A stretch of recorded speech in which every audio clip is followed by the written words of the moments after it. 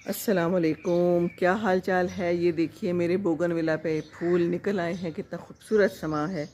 और यहाँ पर अभी दो लालियाँ थी और चिड़ियाँ थी जो अभी चली गई हैं। वो पीछे एक चिड़िया और है। और एक जो लाली है ना, ये मेरी जो ये वाली तार है ना, इसको ज़ोर ज़ोर से खा रही थी और चोंचों से पकड़ रही थी। वो समझ रही थी शायद ये तिनका है, वो अपने घर के लिए यहाँ से तिनके लेके जाती है। तो फिर मैंने इसको भगाया, उसको मैंने डांटा भी। अब वो कहते हैं क्यों बेचारी का रिस्क ख़राब करती हूँ। मैंने कहा वो रिस्क नहीं है, वो तो मेरी तार को ख़राब करी है। इस तार को एक कनेक्शन टूट गया तो फिर तो सारा कुछ ही ख़राब हो जाएगा, है ना।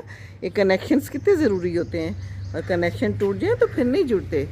और ये देखिए नए नए जो है ना, ये पत्ते निकल आ रहे हैं।